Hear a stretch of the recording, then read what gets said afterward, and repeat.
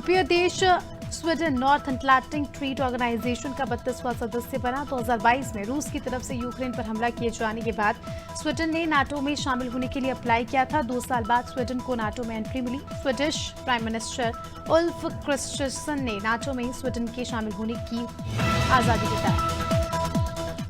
दुनिया के सबसे ताकतवर रॉकेट की तीसरी टेस्टिंग अगले हफ्ते हो सकती है। एलन मस्क की कंपनी स्पेसएक्स ने इस रॉकेट को बनाया है। स्पेसएक्स ने कहा कि 14 मार्च को रॉकेट लॉन्च करने की तैयारी की जा रही है, हालांकि अभी उसे रेगुलेटरी अप्रूवल नहीं मिला है।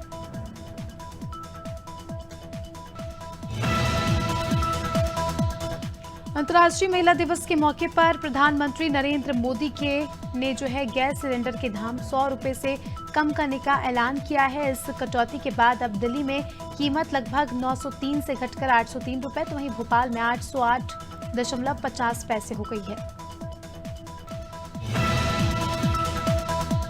केंद्र सरकार ने प्रधानमंत्री उज्ज्वला योजना के तहत एलपीजी सिलेंडर पर दी जाने वाली 300 रुपए की सब्सिडी को 31 मार्च 2025 तक बढ़ा दिया है। कैबिनेट मीटिंग में ये फैसला लिया गया। केंद्रीय मंत्री पीयूष गोयल ने कैबिनेट के फैसले की जानकारी दी। केंद्रीय मंत्री ने बताया कि इस योजना का लाभ 10 करोड़ से ज्यादा महिलाओं को मिलेगा।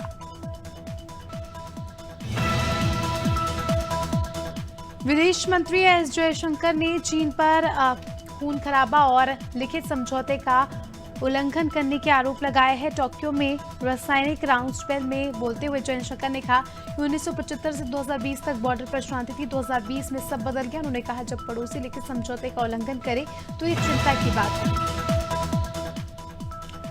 और महाकाल की नगरी उज्जैन में विक्रमोत्सव भव्य रूप में मनाया जा रहा है। ऐसे में एक्ट्रेस और मथुरा से बीजेपी सांसद हेमा मालिनी उज्जैन पहुंची, जहां उन्होंने विक्रम उत्सव के तहत आर्च भारत प्रदर्शनी का उद्घाटन किया। कार्यक्रम में एक्ट्रेस हेमा मालिनी ने शिव दुर्गा नृत्य की प्रस्तुति दी और मुख्यमंत्री पुष्कर सिंह धामी ने सचिवालय में 4 धाम यात्रा की तैयारियों को लेकर अधिकारियों के साथ बैठक की और अधिकारियों को 4 धाम यात्रा की तैयारी और मॉनिटरिंग के लिए कमेटी गठित करने के निर्देश दिए। सीएम ने 4 धाम यात्रा में यातायात के सुगम संचालन के लिए एसपी, एडिशनल एसपी रैंक के अधिकारियों को नियुक्ति करने के निर्देश दिए। और देश भर में महाशिवरात्रि का पर्व बड़े ही धूमधाम से मनाया जा रहा है। जगह जगह शिव मंदिरों में भोलेनाथ के दर्शन करने के लिए भक्तों की भीड़ है और इस मौके पर मुख्यमंत्री डॉक्टर मोहन यादव महाकाल की नगरी उज्जैन पहुंचे, जहां उन्होंने बाबा महाकाल के दर्शन कर पूजा अर्चना की और प्रदेश की सुख समृद्धि की कामना की। और छत्तीसगढ़ में महतारी वंदन योजना की पहली किश्त अब 10 मार्च को महिलाओं के खाते में ट्रांसफर की जाएगी। मुख्यमंत्री कार्यालय में सोशल मीडिया प्लेटफॉर्म एक्स पर इसकी जानकारी शेयर की है। इससे पहले 8 मार्च को और बाद में 7 मार्च की तारीख तय हुई थी, लेकिन प्रधानमंत्री का समय नहीं मिलने के कारण इसे स्थगित करना पड़ा था। किसान आंदोलन का आज 25वां दिन है। हरियाणा पंजाब के हजारों किसान शंभू बॉर्डर, खनौरी बॉर्डर पर डटे हुए। खास बात यह है, अंतर्राष्ट्रीय महिला दिवस पर हरियाणा पंजाब से बड़ी संख्या में महिलाएं शंभू और खानौरी मोर्चे पर पहुंचेंगी। दोनों बॉर्डर्स की बागडोर और मंच प्रबंधन आज महिलाओं के हाथों में होगा।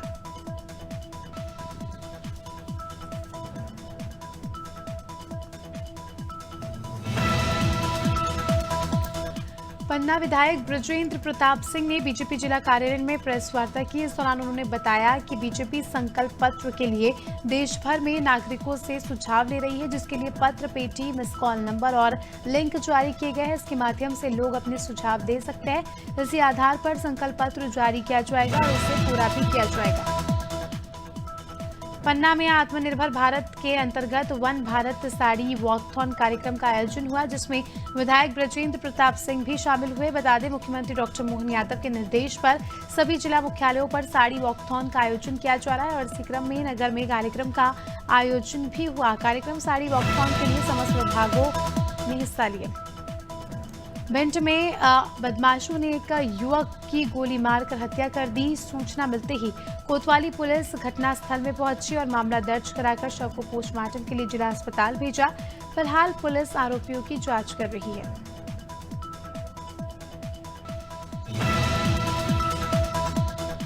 बाराबंकी में एक व्यक्ति ने पुलिस सिपाही पर ब्लेड से वार किया, जिसके बाद घायल को अस्पताल ले जाया गया, जहां से प्राथमिक उपचार के बाद घायल को ट्रॉमा सेंटर लखनऊ रेफर किया गया। मामले में दूसरे सिपाही की शिकायत के आधार पर केस दर्ज हुआ। फिलहाल पुलिस फरार आरोपी की तलाश में है। भिंड से एक प्रतिष्ठित व्यापारी के बेटे की गोली मारकर हत्या कर दी गई। सुबह लगभग 4 बजे 2 आरोपियों ने घर में घुसकर युवक को 6 गोलियां मारी और मौके से फरार हो गए। घटना के बाद मृतक के परिजन धरने पर बैठ गए। शहर के व्यापारियों ने भी आक्रोश जताते हुए बाजार बंद का आह्वान किया।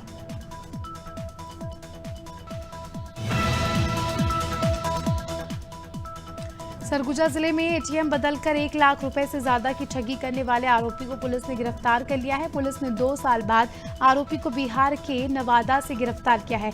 2 मार्च 2022 को उदयपुर में आरोपी ने एटीएम से पैसे निकालने के दौरान रामलखन सिंह को अपना शिकार बनाया था, जिसकी शिकायत पीड़ित ने उदयपुर थाने में की थी।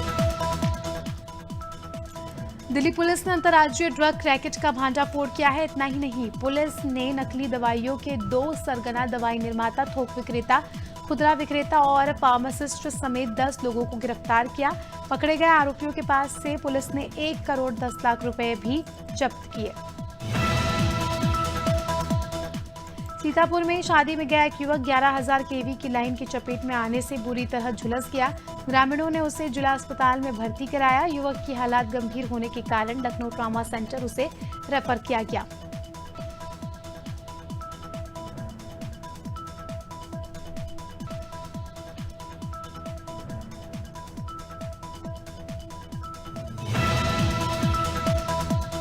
भरतपुर में शादी समारोह में आतिशबाजी करते समय एक मकान में आग लग गई। आग की चपेट में घर के लाखों रुपए और पूरी शादी का सामान जलकर राख हो गया। और आपको बता दें कि मौके पर पहुंची फायर ब्रिगेड की टीम ने आग पर काबू पाया और तब तक जो है घर का सारा सामान जल चुका था।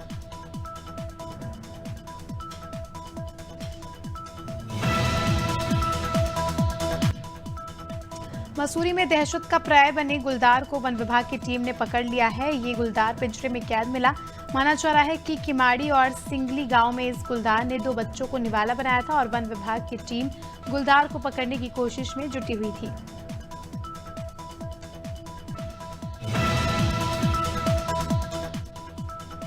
सिद्धार्थनगर में किसान यूनियन के भानुकूट ने धरना प्रदर्शन किया और 7 सूत्रीय मांगों को लेकर खंड विकास अधिकारी राजकुमार को मुख्यमंत्री के नाम ज्ञापन सौंपा।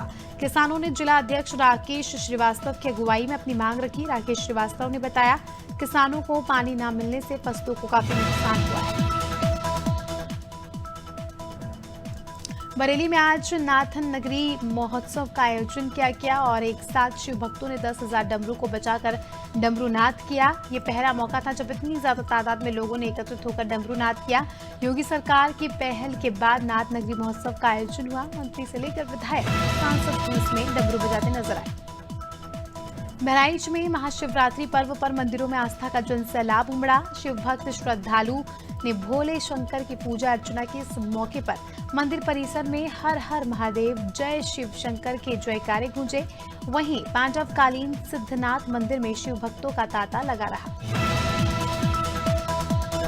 धमतरी में महाशिवरात्रि महोत्सव की धूम देखने को मिली और जिले के 1300 साल पुराने मंदिर श्री भूरेश्वर महादेव मंदिर में महाशिवरात्रि पर्व के पहले ही भोले बाबा के विवाह की रस्म शुरू कर दी गई। इसमें लोगों ने बढ़ चढ़कर हिस्सा लिया और वहीं शिवजी की शाही बारात निकाली गई, जिसमें बनारस से आए डमरू वाले अघौरी बाबा भी दिखे।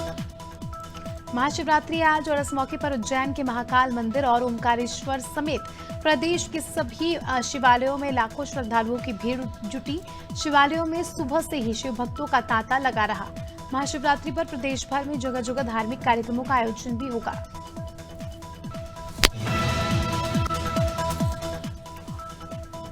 और आज महाशिवरात्रि के पावन अवसर पर शिवालयों में शिव भक्तों की भारी भीड़ देखने को मिली। भोले की भक्ति में भक्त जो है भगवान में लीन नजर आए और दर्शन करने के लिए उत्साहित भी नजर आए।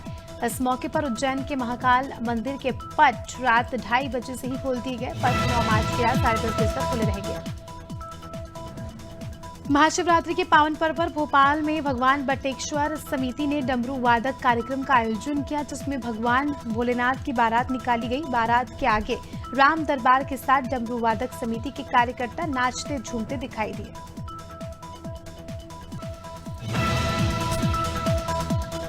महाशिवरात्रि का पर्व देश भर में धूमधाम से मनाया जा रहा है और हल्द्वानी में प्राचीन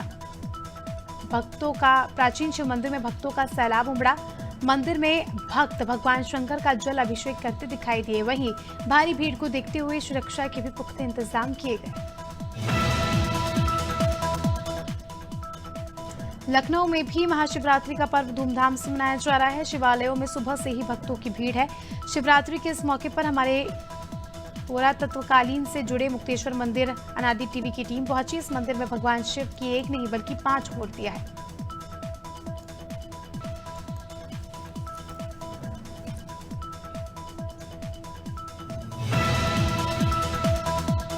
पन्ना जिला चिकित्सालय के 3 अहम सौगातें मिली हैं, जहां टीबी वैक्सीनेशन, ट्रेडमिल मशीन और वृद्धजन वार्ड का शुभारंभ किया गया।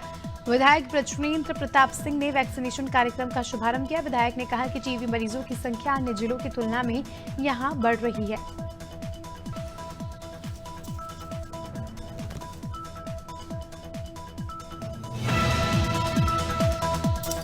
रायपुर के धनबाद तक बनने वाले इकोनॉमिक कॉरिडोर के लिए जमीन अधिग्रहण की प्रक्रिया चालू है।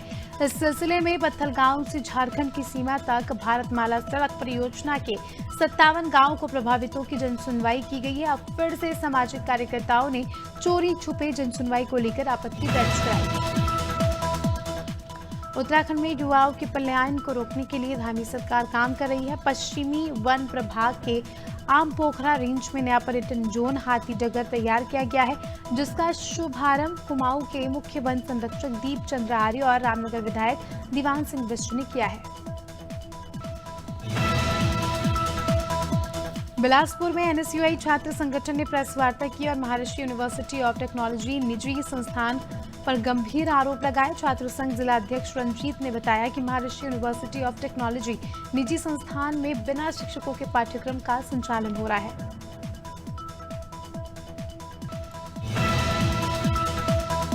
अंतर्राष्ट्रीय महिला दिवस की पूर्व संध्या पर डिंडौरी में साड़ी वॉकथॉन का आयोजन हुआ। कार्यक्रम का आयोजन दीदी कैफे में किया गया और कार्यक्रम का उद्देश्य पारंपरिक वेशभूषा बचाए रखना। साड़ी वॉकथॉन को नगर परिषद अध्यक्ष सुनीता सारस और जिला पंचायत सदस्य ज्योति प्रकाश ध्रुवे ने शासकीय उत्कृष्ट ग्राउंड से हरी झंडी दिखाकर रवाना किया।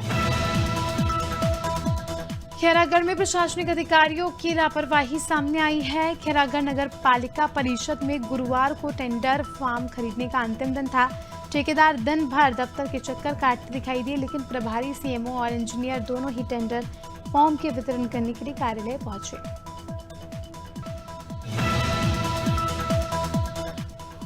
और सिवनी के एक वेयर हाउस में करोड़ों का गेहूं सड़ने का मामला सामने आया है। दरअसल साल 2020-21 में वेयर हाउस में लगभग 12,000 क्विंटल गेहूं स्टोरेज किया गया था। मामले में वेयर हाउस संचालक ने अधिकारियों पर गंभीर आरोप लगाया है। संचालक आशिक अंसारी का कहना है और विकेटकीपर बल्लेबाज दिनेश कार्तिक आईपीएल 2024 के बाद इंटरनेशनल क्रिकेट और आईपीएल से संन्यास ले सकते हैं। कार्तिक आईपीएल में रॉयल चैलेंजर्स बैंगलोर की ओर से अपना आखिरी सीजन खेलेंगे। उन्हें आरसीबी ने साल 2022 की मिनी ऑक्शन में अपने साथ 5.5 करोड़ रुपए में जोड़ा था। WPL 2 में गुरुवार को मुंबई इंडियंस ने यूपी वॉरियर्स से 42 रन से जीत हासिल की है। 6 मैच खेलने के बाद टीम की ये चौथी जीत है। दिल्ली के अरुण जेटली स्टेडियम में मुंबई ने टॉस जीतकर बल्लेबाजी चुनी। टीम ने 20 ओवर में 16 विकेट 160 रन झटके।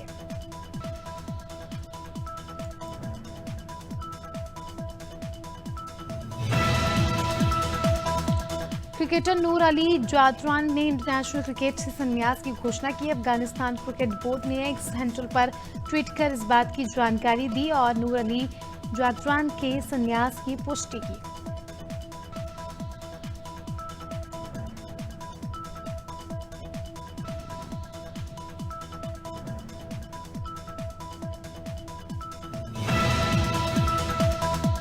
भारत और इंग्लैंड के बीच 5 मैचों की सीरीज के आखिरी मैच में टीम इंडिया ने यशस्वी जायसवाल ने धर्मशाला के मैदान पर टेस्ट करियर के 1000 रन पूरे किए। इसके साथ ही वे सबसे कम मैचों में 1000 रन बनाने वाले भारतीय बैटर बने।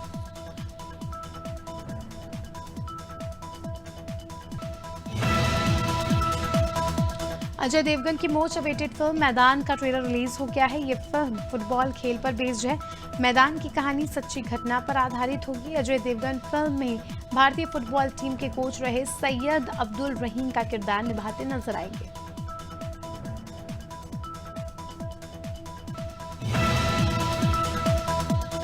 डेढ़ साल तक फिल्मों से दूर रहने के बाद आमिर खान ने इन दिनों अपनी अगली फिल्म सितारे जमीं पर की शूटिंग शुरू कर दी है। आमिर ने इस फिल्म के सेट से सोशल मीडिया का एक लाइव सेशन होस्ट किया। इस दौरान आमिर ने फैंस के सवालों के जवाब भी दिए, साथ ही ट्रोल करने वाले फैंस को भी रिस्पॉन्स दिया।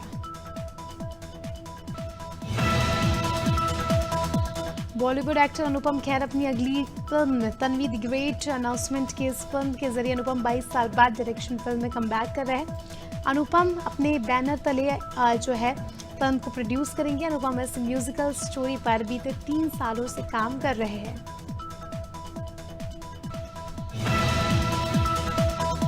जनक फेम एक्ट्रेस डोली शाही का निधन हो गया। एक्ट्रेस ने अपनी बहन अमनदीप की मौत के कुछ घंटे बाद ही इस दुनिया को अलविदा कह दिया।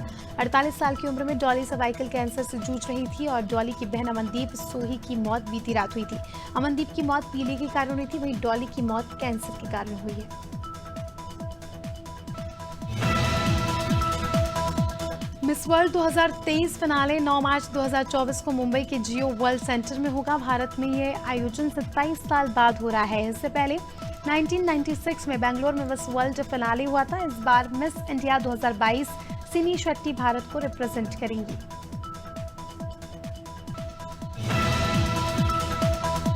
मध्य प्रदेश में बारिश होने का दौर थमने के बाद अब गर्मी का आसार शुरू हो गया है। गुरुवार को भोपाल, इंदौर समेत प्रदेश के 19 जिलों में दिन का टेम्परेचर 30 डिग्री सेल्सियस के पार पहुंच गया है, जबकि मौसम केंद्र के मुताबिक अगले 3 दिन तक मौसम ऐसा ही रहेगा।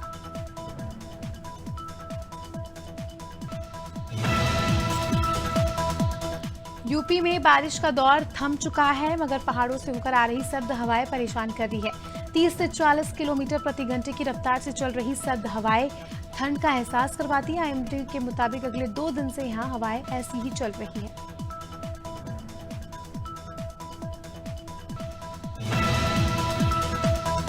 झारखंड के कई जिलों में तेज धूप की वजह से मौसम शुष्क बना है। 12 मार्च तक मौसम ऐसा ही रहेगा। मौसम विभाग ने अब 13 मार्च को बारिश की संभावना जताई है। इस दौरान झारखंड में कुछ जगहों पर आसमान में हल्के बादल नजर आ सकते हैं।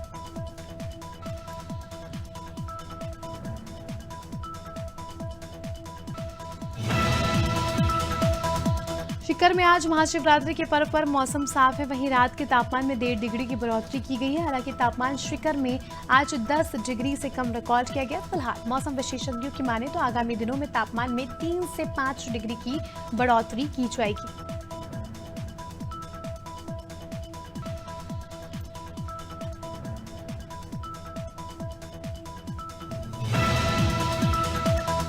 इंदौर में मार्च में दिन और रात के तापमान में उतार चढ़ाव है। पिछले 24 घंटे में रात के तापमान में 2 डिग्री की गिरावट आई। दिन का पारा 1 डिग्री लुढ़का है। इससे हल्की ठंडक का एहसास है। मौसम वैज्ञानिकों के मुताबिक अभी तापमान में उतार चढ़ाव जो है जारी रहेगा।